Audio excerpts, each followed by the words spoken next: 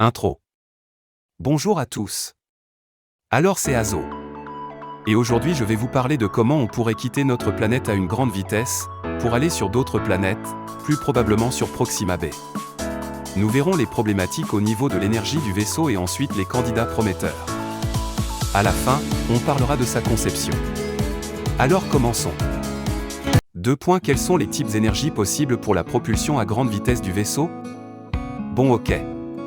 Trouvons de l'énergie pour alimenter le moteur du vaisseau. Alors ça ne sera pas une énergie de propulsion chimique et de fission nucléaire, car pour aller de la Terre jusqu'à Proxima b à la vitesse lumière il faudrait une énergie presque infinie pour l'atteindre. Ah! Faisons par élimination, voici nos 6 candidats. Numéro 1. L'antimatière, c'est le sosie de la matière sauf que la charge est opposée par rapport à son homologue. Il est plus massif et si on met en exemple un électron rencontre un positron alors ils vont s'annuler pour produire de l'énergie pure. On sait produire mais ça demande beaucoup d'énergie. Numéro 2. La propulsion gravitationnelle. Voici son secret, la formule E égale mc2. Pourquoi? Car elle nous dit que l'énergie, E, est égale à la masse, m, multipliée par le carré de la vitesse de la lumière, c. Autrement dit, l'énergie aurait un lien caché avec la masse, donc on pourrait maîtriser l'espace-temps en formant une bulle spatio-temporelle et l'utiliser comme énergie de propulsion, et d'autres applications technologiques pourraient être possibles, par exemple comme un bouclier. Cette bulle serait possible grâce à la métrique d'Alcubierre. Numéro 3. L'énergie du vide quantique, ou effet de Casimir pour les intimes.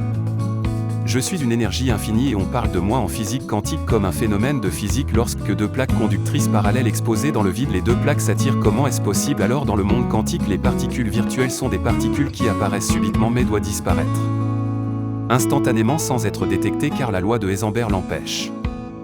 Numéro 4. L'énergie sombre, cela pourrait être une énergie hypothétique de l'astrophysique qui serait responsable de l'expansion de l'univers. Numéro 5. La fusion nucléaire. À ne pas confondre avec la fission nucléaire car la fusion consiste à fusionner 2 atomes pour former un plus gros. Cela libère beaucoup plus d'énergie que la fission car la fission consiste à détruire un atome à partir d'un neutron. Ceci provoque une explosion formant 2 atomes plus simples que le précédent plus 2 neutrons. Pour réussir à exploiter la fusion nucléaire, il suffit de combiner 2 isotopes stables de l'hydrogène, le tritium et le deutérium à une température de 100 millions de degrés, où on peut aussi utiliser de l'hélium-3 ou du deutérium par le même procédé. Cela ne fait aucune pollution mais elle nécessitera beaucoup d'énergie pour la maintenir. Numéro 6. La propulsion par voile solaire. Cette propulsion est certainement la plus faisable car ne demande que d'utiliser de grandes voiles. Si un vaisseau possède une voile de 20 mètres envergure mais avec une épaisseur ultra fine de 5 à 8 microns, soit 5 à 8 millionièmes de mètre.